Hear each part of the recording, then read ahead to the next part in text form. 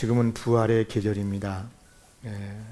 부활절 이후 첫 주일인데 부활절 한 번만 지키고 그 다음부터는 부활의 말씀을 묵상하지 않고 부활의 기운이 없이 세속의 기운으로 살면 안 되겠기에 오늘 이 시간에는 부활 생명을 넘어서 재건으로 우리의 삶의 곳곳에 하나님의 부활의 기운이 영향을 미쳐서 우리의 삶에 생명의 기운이 넘치면 좋겠다, 그런 소원을 가지고 말씀을 준비했습니다. 큰 은혜가 있기를 기원합니다.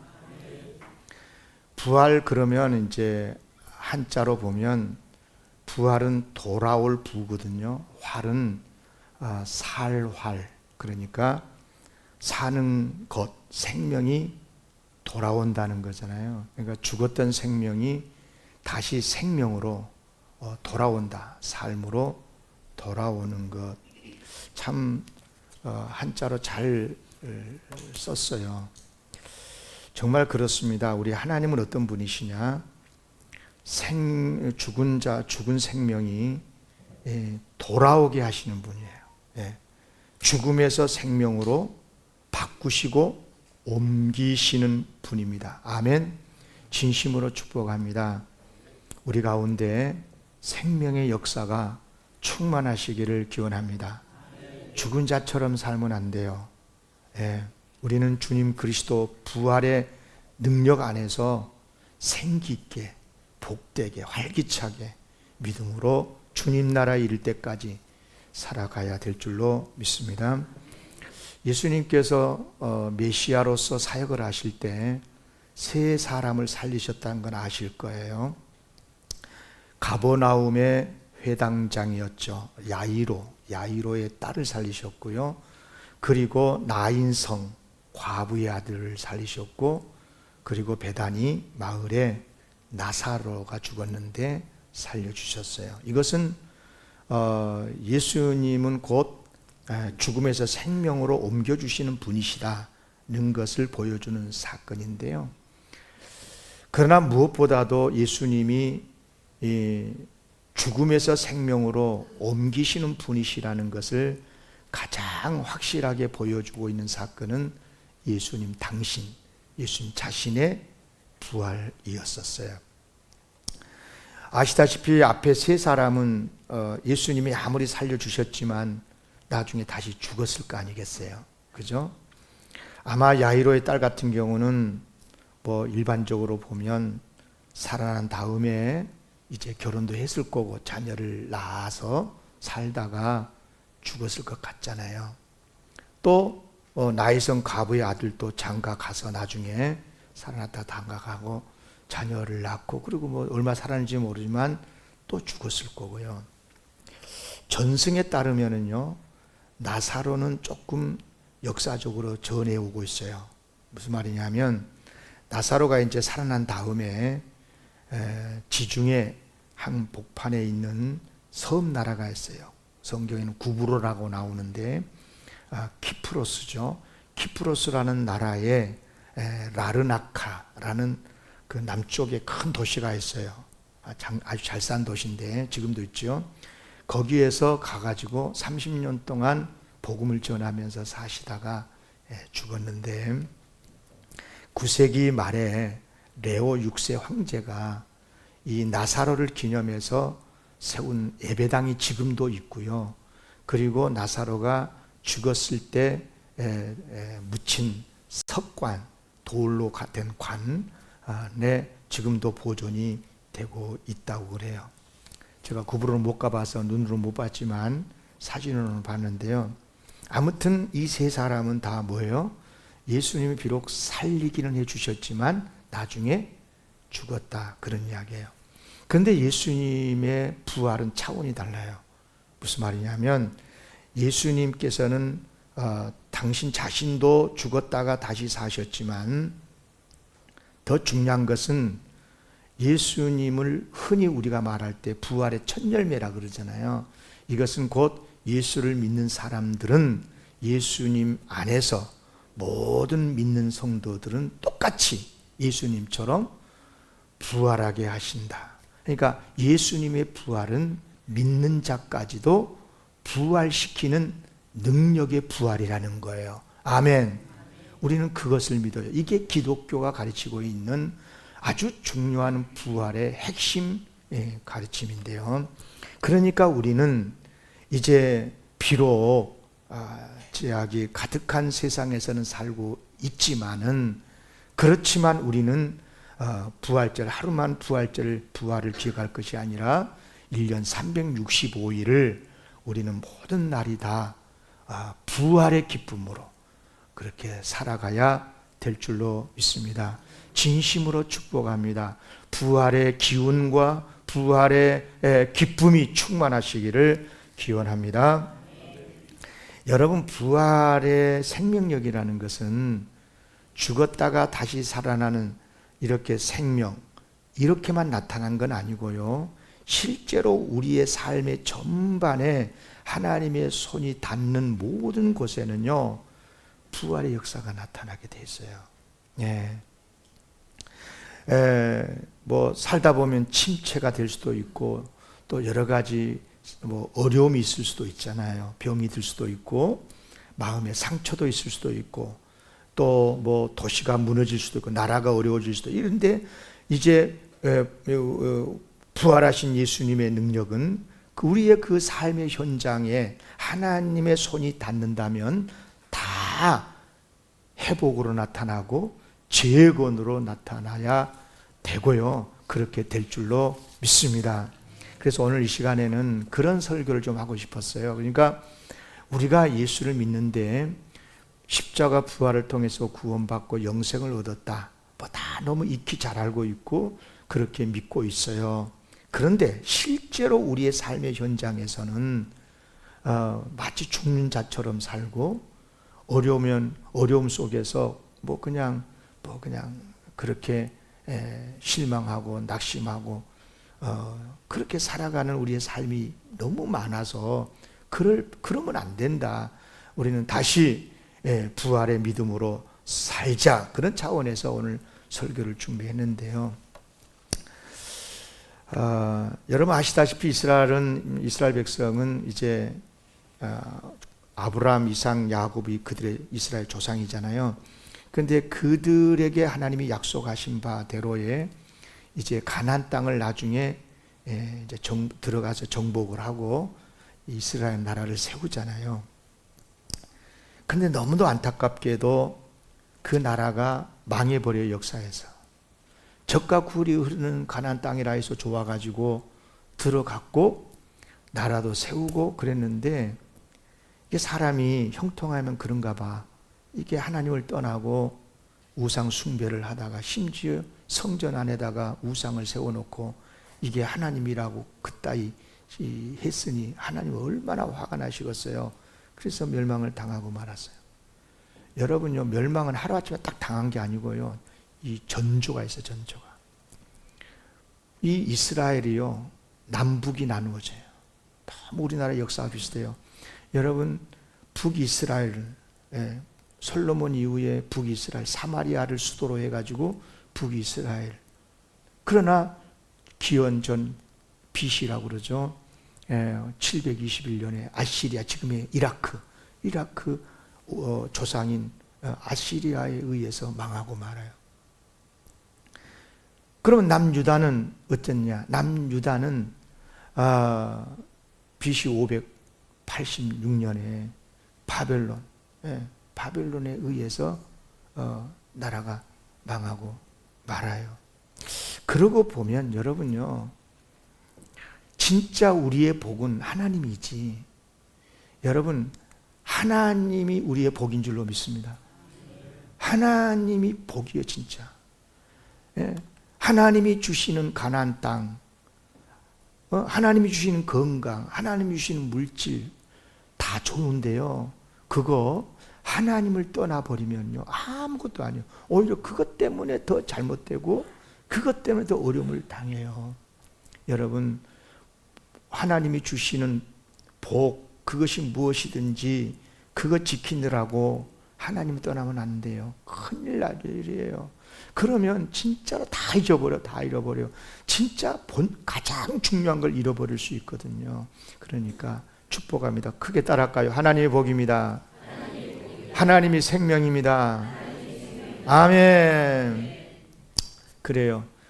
하나님을 떠났던 이스라엘 백성인데 그래도 하나님이 너무 사랑이 많으셔서 다시 이제 이스라엘을 회복을 시켜주셔요. 회복을 시켜주시는데 예루살렘 소위 귀환을 시켜주시잖아요.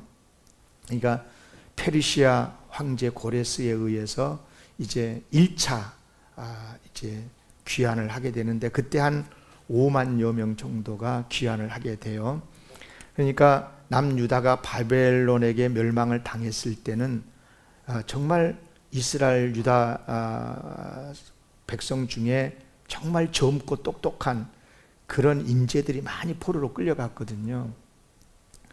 근데 이제 그들이 이제 다시 이제 돌아와서 예루살렘에 돌아와서 재건을 하는데 재건의 역사를 보면 세 가지가 있어요. 세 가지가. 첫째가 뭐냐 그러면 성전 재건이라는 거예요. 아까 보셨죠? 따라합시다. 성전 재건. 그러니까 이제 성경에 바사라 나옵니다. 페르시아죠. 페르시아가 지금 이란의 조상이에요. 근데 이 페르시아가 고레스 황제가 이제 기원전 538년에 그러니까 남유다가 망한 지 70여 년이 지난 다음에 다시 예루살렘으로 귀환을 시켜주죠. 그러니까 바벨론을 멸망시켜버렸던 페르시아가 이렇게 화해 정책을 쓴다 그래가지고 고레스 황제가 이제 이스라엘을 유다를 이제 다시 예루살렘으로 돌아가도록 허락을 해주는 거죠. 그때 지도자가 수룹바벨이라는 사람이었어요. 총독이죠. 그리고 대제사장 여호수아 이런 사람들을 선두로 해가지고 이들이 예루살렘에 돌아와서 하는 일이 뭐였냐면 가장 먼저 성전을 재건한 거예요. 그런데 성전이 70여 년 동안 황폐하게 되어버리는 폐허가 된 예루살렘 성전, 솔로몬 성전 다시 재건을 하는 데는 많은 어려움이 있었어요. 경제의 어려움도 있었지만 특별히 이 사마리아 사람들이 방해를 많이 했어요. 사마리아 사람 누구냐 그러면 아까 말했잖아요. 북이스라엘의 수도가 사마리였어요. 그러니까 사마리아 사람 그럼 북이스라엘 사람들이야. 그러니까 북이스라엘 사람들은 아시리아에게서 이미 오래전부터 망해버렸고 이 완전히 이스라엘 사람인지 뭐 세상 사람인지 모를 정도로 그냥 세상 곳곳에 흩어져 버리는데 그러나 마음에 시기 질투는 있어가지고 유대인들이 다시 돌아와서 성전을 다시 세운다 그러니까 엄청 방해를 한 거죠. 그렇지만 학개나 또 스가랴나 이런 선지자들의 동료로 다시 신앙으로 힘을 얻어서 공사가 재개되었고 BC 516년 그러니까 예루살렘으로 돌아오는 지 거의 20년 만에 성전을 다시 우뚝 세웁니다. 두 번째는 성벽 재건인데요. 이때 지도자는 느헤미야라는 사람이었어요. 오늘 본문에 나오죠. 느헤미야. 이때는 이제 기원전 444년경에 3차 귀환자로 예루살렘에 돌아온 것으로 보이는데요.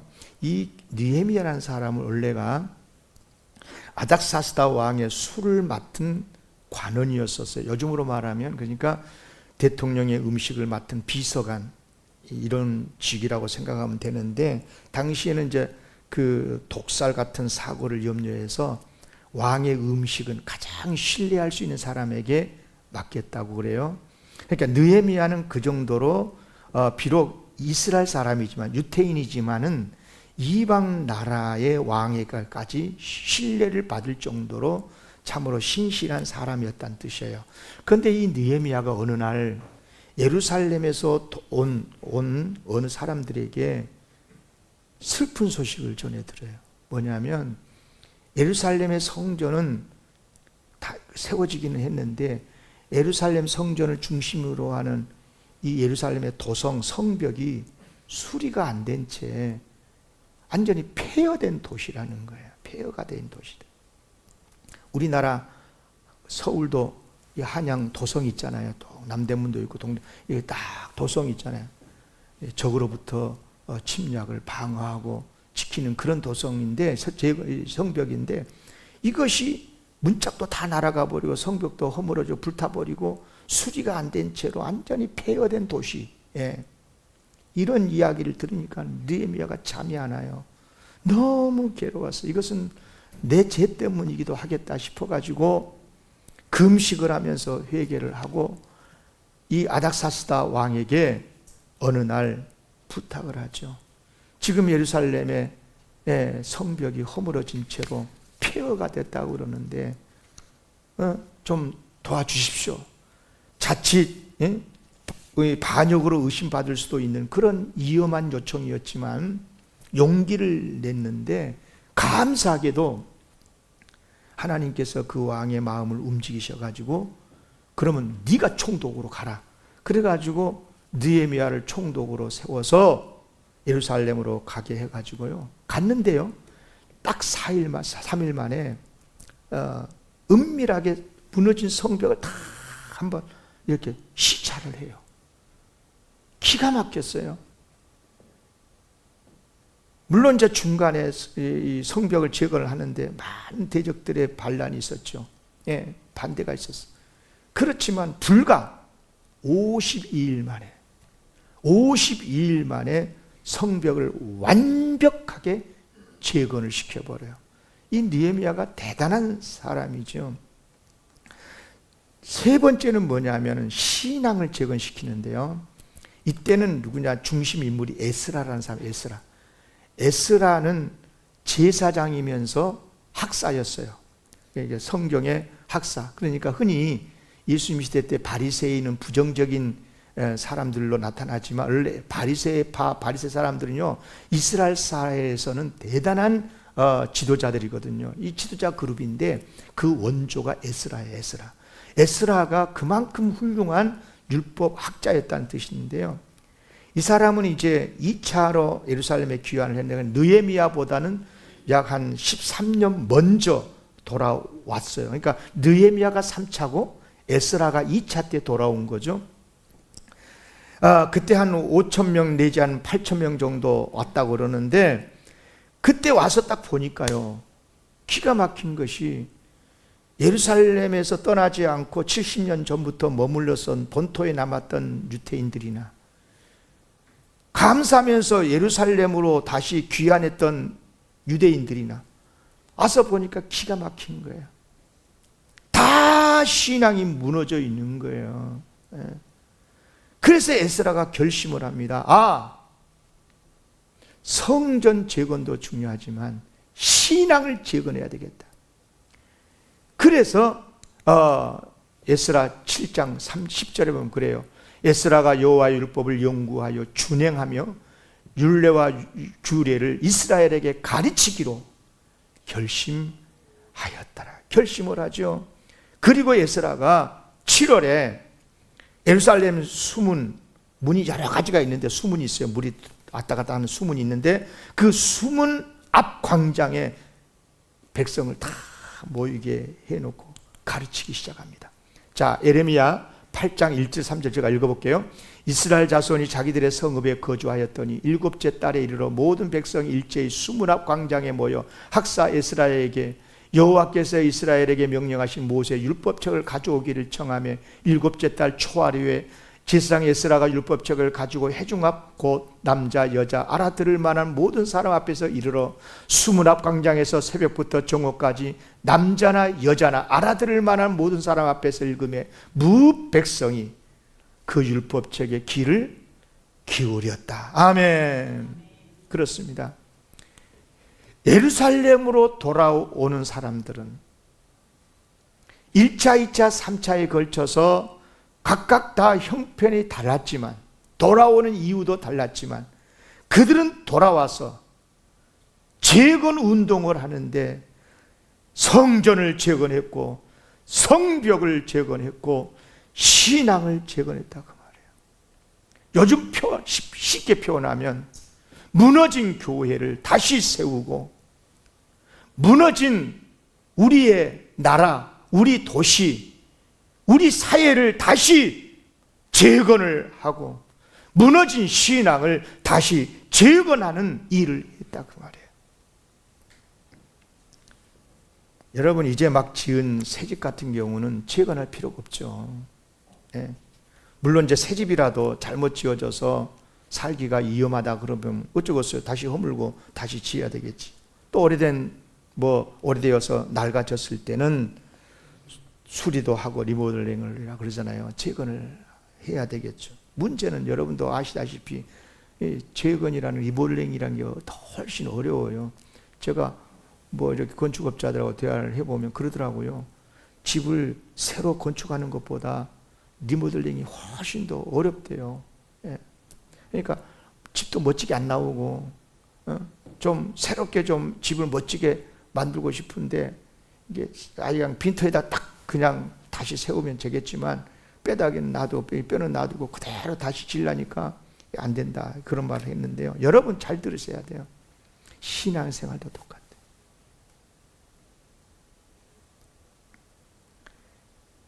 물론 처음 예수를 믿는 것도 어렵지만요, 진짜 어려운 것은 어떤 이유로든 신앙에서 주저앉아 버린 다음에 다시 믿음을 갖기가, 교회를 떠났다가 다시 교회에서 신앙생활하기가 너무너무 어렵습니다. 여러분요, 지금 우리 한국 사회에 많은 교회에 대한 안타까운 이야기들을 듣고 있는데요, 그 주동자들이 다 누구냐? 99%가 교회를 다녔다가 떠난 사람들이에요. 그들이 큰 빅마우스가 돼가지고 교회를 비난하고 교회를 허무는 일을 가장 앞에서 하고 있어요. 목사도 있고요. 네. 여러분 얼마나 안타까운지 몰라요. 그래요. 처음으로 교회를 개척해서 한 영혼 한 영혼 전도해서 부흥시키는 것보다 교회가 부흥했다가 이런저런 인간의 아픔과 갈등과 다툼으로 무너진 교회 다시 일으킨다는 것, 다시 부흥시킨다는 것은요, 개척해서 부흥시키는 것보다 100배, 1000배가 더 어려운 거예요. 지금 우리 한국 교회의 덫이 바로 이것이 문제인 거예요. 예. 그렇지 않겠어요? 교회 생활하다가 상처받았어요. 이제 교회를 발걸음하지 않아요. 교회 나가지 않기로 포기해버렸어요. 그런 마음. 그런데 그런 마음을 다시 새롭게 하고 용기를 북돋우고 거룩한 신앙으로 불러일으킨다는 것, 여러분 이거 쉽겠냐고요? 어려워요. 우리 인간으로서는 안 돼요. 그러나 여러분, 우리 인간은 어렵지만 따라하겠습니다. 하나님은 하실 수 있습니다. 성령님은 하실 수 있습니다. 왜요? 하나님은 부활의 주님이시기 때문입니다. 죽은 자도 살리신 하나님 아니십니까? 그렇다면 우리의 침체된 신앙, 우리의 허물어버려진 교회의 모습들 다시 재건할 수 있는 능력이 우리 주님에게 있는 줄로 믿습니다. 이런 믿음을 가져야 돼요. 조금 더 깊이 들어가 볼게요. 여러분요, 제가 3가지 재건을 이야기를 했었는데요, 성전 재건이든 성벽 재건이든 신앙 재건이든요, 하나님은 하시거든요. 하나님이 중심이 되시고 역사하시면 되는 줄로 믿습니다. 여러분, 성전요, 재건, 진짜 교회 재건 어렵습니다. 진짜 어려워요. 이 솔로몬이 건축했던 예루살렘 성전이요, 이제 바벨론에게 허물어져 버린 다음에 나라가 망하고 70여 년 동안 폐허가 됐었어요. 불에 탄 채로. 그런데 그런 성전을 다시 재건한다? 돈도 돈이지만요, 특히 그 지역에서 살고 있는 특히 사마리아인들이 얼마나 방해를 하는지.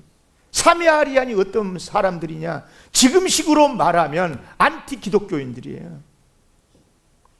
그들도 한때 아브라함의 후손이었잖아요. 북이스라엘 사람들도 다 뭐예요? 아브라함의 후손들이고 이스라엘의 후손들이었잖아요. 그런데 솔로몬 이후의 정치적인 이유 때문에 남북이 나누어지게 되고, 그런데 그들은 북이스라엘은 아시리아에 의해서 일찍이 멸망을 당했는데 그들은 다 섞여가지고, 아수리아 사람들은요, 이스라엘 사마리아 땅에 딱 들어와가지고 저들끼리 결혼하고 자식 낳고 살다 보니까 이제 이스라엘 사람인지 이방인지 몰랐어요. 그런데 다행히도 남유다는 바벨론에게 멸망을 당했을지라도 자기 나라에 포로로 끌고 가곤 했지만 나름대로의 그들의 신앙을 보장을 해줬었어요.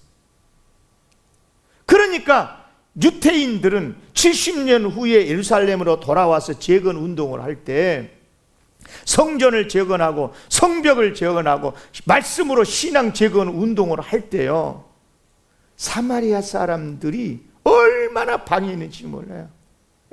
웃기고 있네 말이에요. 너가 잘 되는가 봐라. 교회가 다시 부흥하는가 봐라. 다시 너희들의 삶이 회복되는가 봐라. 웃기고 있네. 지금 안티 기독교들이 그러잖아요. 여러분, 그렇습니다. 그들이 얼마나 방해를 했는지 몰라요. 그러니까 성전 재건 같은 경우는요, 무려 16년 동안이나 중단을 한 적이 있었어요. 그렇지만 20년의 세월이 지나고 다시 하나님께서 성전 공사를 마치게 해주셔요. 학개 1장 14절 다 같이 읽겠습니다. 시작. 여호와께서 스알델의 아들 유다 총독 스룹바벨의 마음과 여호사닥의 아들 대지상의 여호수아의 마음과 남은 모든 백성의 마음을 감동시키시며 그들이 와서 만군의 여호와 그들의 하나님의 전 공사를 하였으니. 아멘. 그래요. 좋은 일이라도 일을 막 열심히 하려고 이제 힘을 내서 했는데 자꾸만 방해하고 막 그러잖아요. 그럼 사람이라는 게 한 번, 두 번 방해하면은요, 처음에는 막 왜 방해? 그러다가도 나중에는 에이씨 그만둬 버려. 이렇게 되잖아요, 사람이라는 게. 그런데 그러지 않았어요. 여기 보세요. 총독 스룹바벨이나 대제사장 이 여호수아 또 남은 유다 백성들은요, 힘을 합해서 성전을 다시 재건을 해내서, 그리고 끝내 성전을 재건을 합니다. 하나님의 부활의 능력인 줄로 믿습니다. 성벽 재건도 마찬가지예요. 성벽 재건도 느헤미야가 이제 귀환해가지고 성벽을 재건하니까 이를 못마땅히 여기는 사람들이 있었어요. 물론 사마리아 사람들도 있었지만요, 느헤미야 2장 10절에 보면 호론 사람 산발락, 그리고 그의 종이었던 암몬 사람 도비야, 이들이 이스라엘 자손을 흥왕하게 하는 사람이 왔다 그러면서 느헤미야를 뭐라고 말하냐? 이스라엘 자손을 흥왕하게 만든 사람이 왔다고. 그러면서 막 근심을 했다는 거예요. 근심만 한 게 아니라 이 사람들이 얼마나 방해했는지 몰라요. 그러나 느헤미야 보세요. 조금도 굴하지 않았어요. 그래, 너희들의 방해 그럴 수 있어. 그러나 우리 그렇다고 해서 우리가 의지를 꺾지는 않는다. 담대하게. 자, 오늘 본문, 자, 느헤미야 2장 19절부터 20절 보세요. 29절 볼게요. 호론 사람 산발락과 종이었던 암몬 사람 도비야와 아라미아 사람 세겜이 이 말을 듣고 우리를 업신 여기고 우리를 비웃어 이르되 너희가 하는 일이 무엇이냐? 너희가 왕을 배반하고자 하느냐 하기로. 하나님의 성전을 재건하는데, 성벽을 재건하는데요, 국가 시책을 어긋나고 국가 정책, 황제의 명을 어기는 일이라고 그러면서 반대를 했어요. 그러니까 느헤미야가 20절에 뭐라 합니까? 다 같이 읽겠습니다. 시작. 내가 그들에게 대답하여 이르되 하늘의 하나님이 우리를 형통하게 하시리니 그의 종들인 우리가 일어나 건축하려니와 오직 너희에게는 예루살렘에서 아무 기업도 없고 권리도 없고 기억되는 바가 없다 하였도다 하였느니라. 아멘. 하나님이 역사하시면 성전도 건축했던 것처럼 성벽 재건도 가능하다. 아멘. 그래요.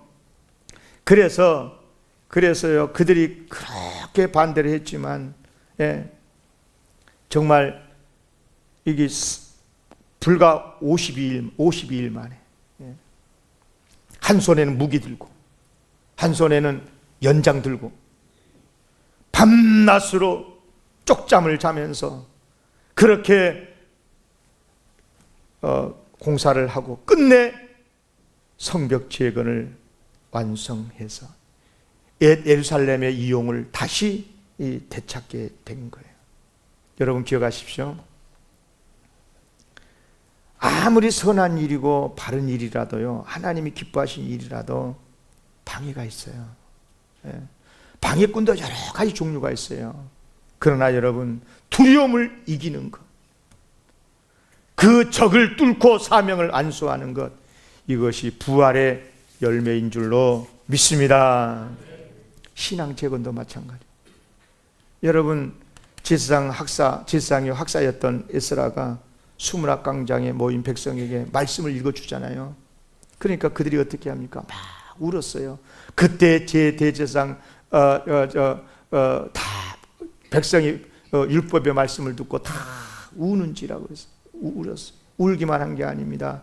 회개도 했어요. 보면 느헤미야 9장 1, 2절에 보면 그달 스무 나흘날에 이스라엘 자손이 다 모여 금식하고 굵은 배옷 입고 티끌을 물고 회개했다는 뜻이거든요. 모든 이방 사람과 절교하고 서서 자기의 죄, 조상들의 허물을 하나님 앞에서 자복을 했다. 성령의 역사인 줄로 믿습니다. 여러분, 회개의 역사나 이렇게 신앙 재건의 역사는요, 하나님의 능력, 부활의 하나님께서 역사해 주셔야 되는 줄로 믿습니다. 아멘. 이제 설교를 마치면서요, 잠시 우리 이야기를 좀 해야 돼요. 여러분, 지금 우리에게도 지금 이런 재건의 운동이 꼭 필요할 것 같아요. 여러분이 교회를 다시 일으키는 재건 운동도 필요하고, 우리의 삶의 자리, 우리나라, 우리가 살고 있는 이 도시에 무너져 있는 우리 삶의 자리에 이것도 재건해야 되고, 정치, 경제, 문화 모든 부분에서 다, 뿐만 아니라 가장 중요한 것은 우리의 신앙이 다시 재건돼야 될 줄로 믿습니다. 특별히 여러분이 신앙을 우리가 지켜야 되잖아요. 십자가 부활을 통해서 이뤄놓으신 우리 주님의 그 은혜로 받은 구원, 하나님의 나라, 그 신앙을 지켜야 되잖아요. 그런데 그 신앙을 어떻게 지킵니까? 기도의 재단을 쌓고 말씀의 재단이 다시 재건돼야 되는 거예요. 가정의 신앙이 회복돼야 되고, 전도, 예배, 사역들이 다시 일어나야 되는 거예요. 다시 말하면 우리의 신앙들이 지켜지려면 우리의 신앙을, 우리의 생명을 감싸고 있는 성벽들, 기도의 성벽, 말씀의 성벽, 사역의 성벽들이 다시 쌓여져서, 그래야 우리의 신앙이 지켜지는 줄로 믿습니다. 여러분, 정말 중요한 말씀이거든요. 신앙생활을 하면서요, 사람이라는 게 그런 게 있어요. 익숙하다 보면 매너리즘에 빠지거든요. 뭐 기도생활이나 예배생활 다 마찬가지예요.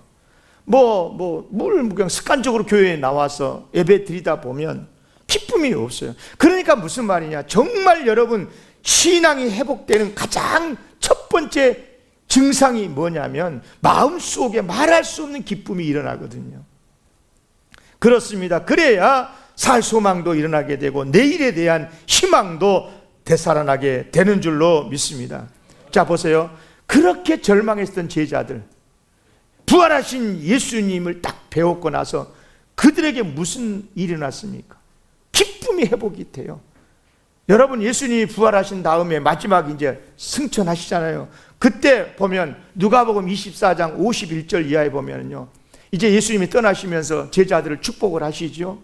그리고 하늘로 이제 올라가시는데, 그런데 그러면 어찌 보면 굉장히 이별이잖아요. 슬픈 시간이에요.